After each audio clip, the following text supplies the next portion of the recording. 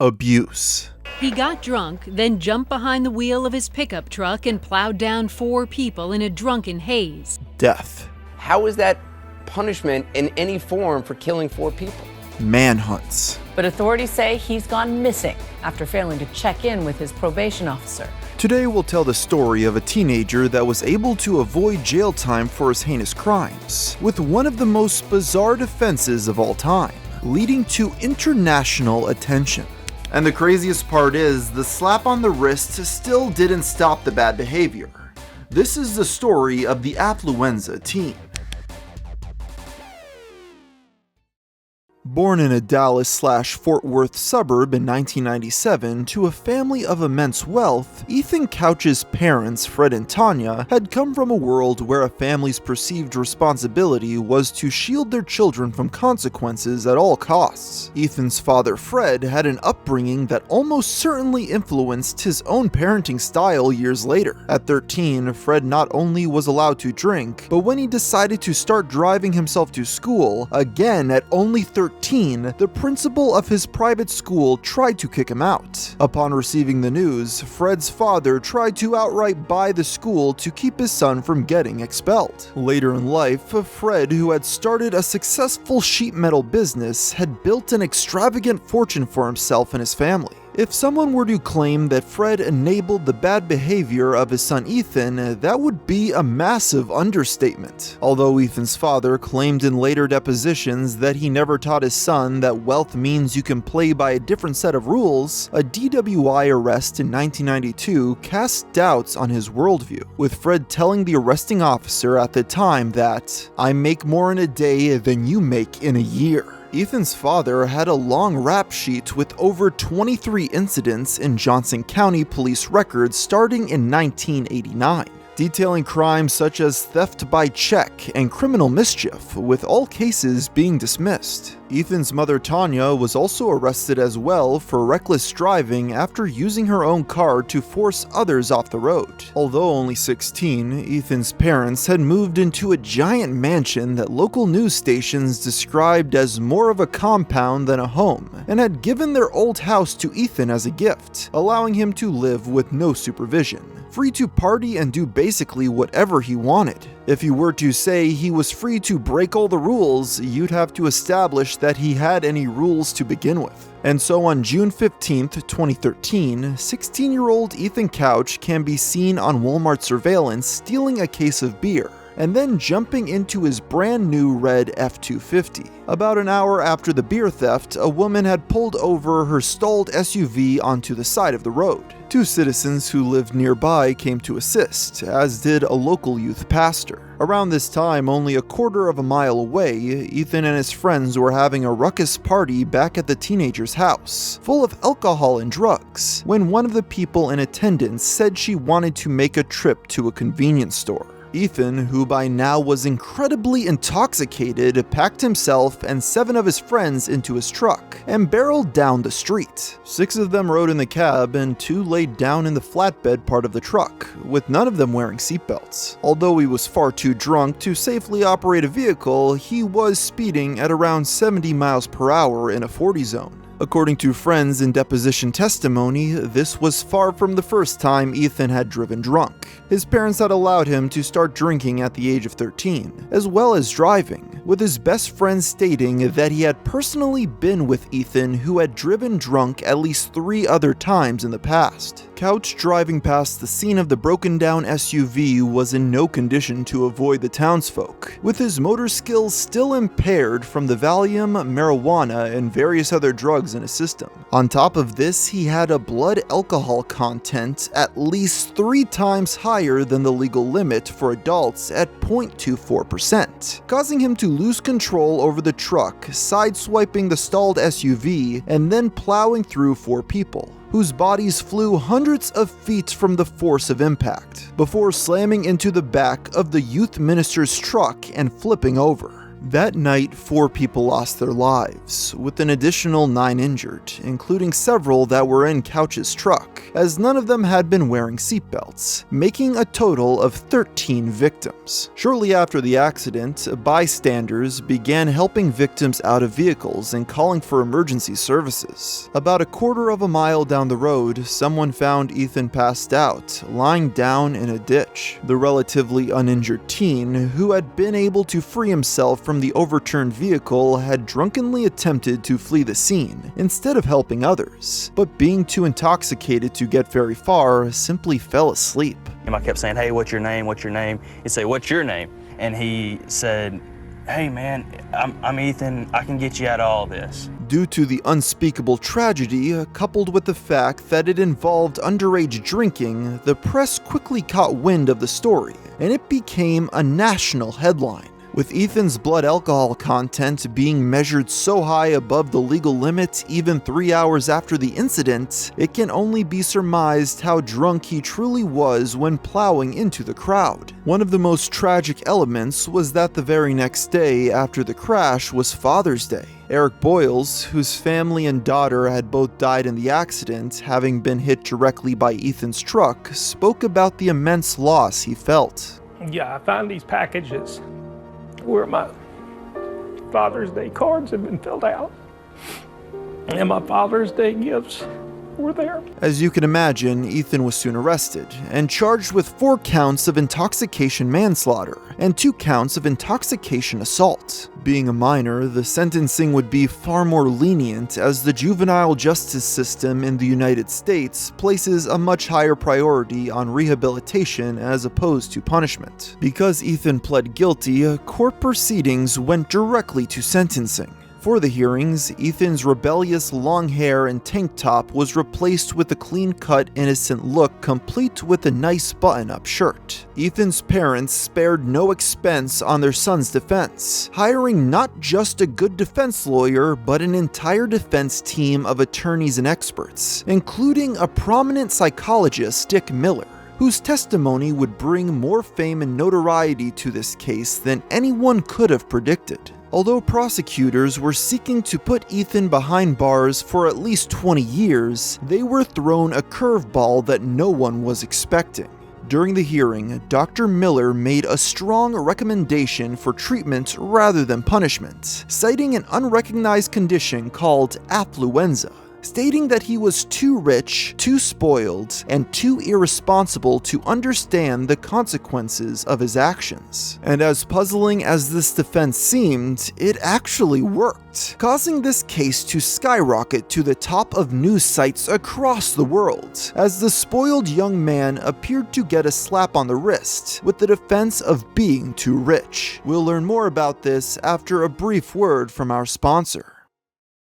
There's never been a moment in history that males grooming was more important than now, which is where Manscaped comes into the picture. This is the ultimate global brand for men's grooming and hygiene products. For this spot, they hooked me up with a bunch of stuff from their all-in-one Performance Package 4.0 kit. While there's a lot of great stuff in here, I think the standout is the Lawnmower 4.0 body trimmer. It's waterproof with advanced skin-safe technology, which reduces nicks and cuts on the most sensitive regions of the body. So if you want to check out any of this stuff for yourself, I suggest clicking the link down below. And if you do decide to buy something, use code MARS at checkout for 20% off your order, free international shipping, as well as 2 free gifts. At the time of the trial, most were beyond skeptical of the affluenza defense, but that unsureness would soon turn to outrage as the court case came to a close. When the judge passed down sentencing, the all-star legal team had pulled off the unlikeliest of outcomes for their spoiled young client, reducing his sentence from 20 years in prison to 10 years of probation, with him also being required to go to a treatment center. In other words, no jail time. Headlines around the world expressed the outrage many who had been following this case felt. And as for the treatment program, you might be asking, what kind of rehab center did Ethan's parents send him to? Well, take a look at the $450,000 per year Newport Academy Treatment Center in Orange, California. As the website states, our beautiful, appointed, cozy, ranch-style housing features comfortable living areas to accommodate welcoming group therapy sessions. Our highly trained chefs provide nutritious meals made with seasonal, organic, and local ingredients, including fruit and vegetables grown in our on-site gardens. We hike, rock climb, cross-country ski, snowshoe, explore natural caves, surf, and enjoy local ropes courses. So as Ethan was at his relaxing retreat, the rest of the world was left to figure out what affluenza even was. Although the term reached mainstream recognition through this case, it wasn't actually new. Wikipedia describes it as a psychological malaise supposedly affecting wealthy people, whereby someone feels no responsibility for their actions because of the excess they live in. The term had previously been popularized by documentary filmmaker John DeGaff, who made a film for PBS in 1997 called Affluenza, critiquing modern consumerism, followed up by a successful book. Well, do something. Can't you give me a pill? There's no pill for what's wrong with you. I'm afraid you're suffering from affluenza. Oh my God. Why me? This tongue-in-cheek mockumentary, featuring interviews with subjects named Real Doctor and Real Psychologist, was intended to be a commentary on the vapid consumerist mindset that many Americans have, attempting to fill the emptiness in their lives with materialistic pursuits. The fact that the term he had popularized was used as a serious defense of someone guilty of a heinous crime leading to loss of life deeply offended the filmmaker. In a guest column he wrote for Time, DeGaff stated, "Our film was social criticism, not psychiatry. We laid bare the ugly consequences, both social and environmental, of America's obsession with wealth and materialism. It was partly tongue-in-cheek. Like most Americans, I was appalled by the Ethan Couch decision. If Couch is not responsible for his actions, but rather a victim of poor parenting, then why shouldn't his parents serve the time?" Following the backlash, Dr. Dick Miller defended his affluenza arguments in an interview on CNN with the perplexed Anderson Cooper. He has gym access, he can get beach access, if he's on good behavior, he can get television access. How is that punishment in any form for killing 4 people? I'm not interested in how much punishment he gets. I'm interested in taking away things that are important to him and replacing them with things that are in his best interest. Despite getting no jail time, the stress of the judicial proceedings was immensely taxing on the Couch family. Fred and Tanya, who had married in 1996, divorced, remarried, and split again after the crash. As for Ethan, his sentence of mere probation after taking the lives of 4 people was so light that even the surviving injured victims in the case complained, expressing dismay that the teen didn't even seem to express any remorse or guilt for his actions. Their concerns were validated about a year later, when the world found out that Ethan wasn't taking his lenient punishment seriously. You see, one of the more reasonable stipulations of Ethan's probation was that he was to abstain from all alcohol and drugs, as well as stay within the county jurisdiction. So when Twitter user @BlondeSpectre tweeted, "Ya boy Ethan Couch violating probation, I got more if you want," government officials paid attention. After getting in contact with authorities, the Twitter user showed them the following video of Ethan playing beer pong and partying it up with his friends again, in clear violation of court orders. Because the footage didn't show Ethan explicitly consuming alcohol himself, an investigation was started. However, a warrant was issued for his arrest about a week later, when his probation officer reported he couldn't contact him, because as it turns out, he had fled the country.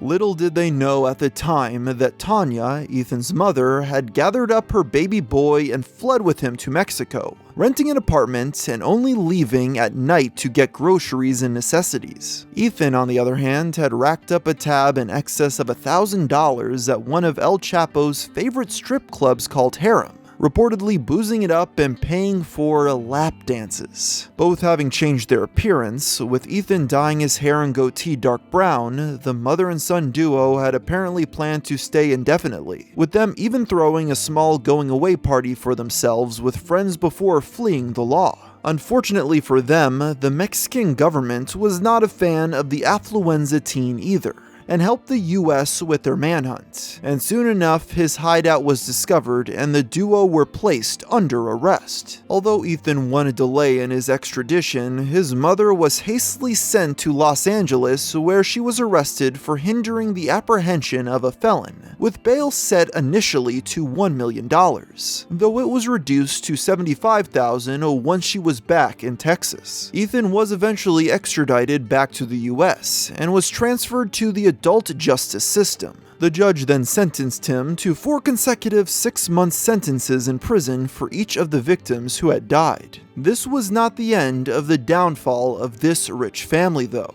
In September of 2019, Fred was arrested for choking a girlfriend, leading to him being arrested. The now 53-year-old businessman, who had already served a year of probation in 2016 after being found guilty of impersonating a police officer in 2014, was facing some real consequences for his actions. In a turn of events, the grand jury that was selected decided not to press any charges in the most recent domestic violence incident though. Tanya, who was indicted upon her return to the US for aiding the escape of Ethan as well as money laundering, has been fighting the case, enlisting a legal team to appeal all charges to this very day. The case has still not gone to trial, and most of the wealth that the family has accumulated over the years has been dedicated to the dozens of lawsuits levied against them from the survivors of Ethan's fatal teenage escapade. After being released from prison in 2020, Ethan was placed on probation, which will last until 2024.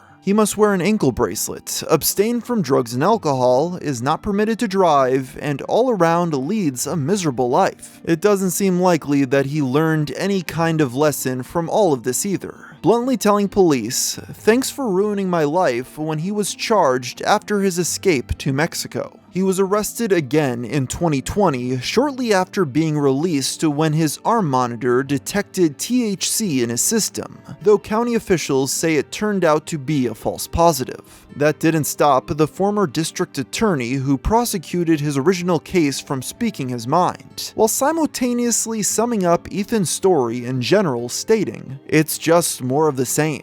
Every time Ethan has gotten an opportunity or been given some kind of a break, or any part of the justice system has decided to give him any level of trust that he's going to abide by the law, he's proven he's not deserving of it." So there you have the tale of the Affluenza Teen, which will easily go down as one of the most bizarre legal defenses of all time. And with that, I think I'll end the video here. So until next time, thanks for watching.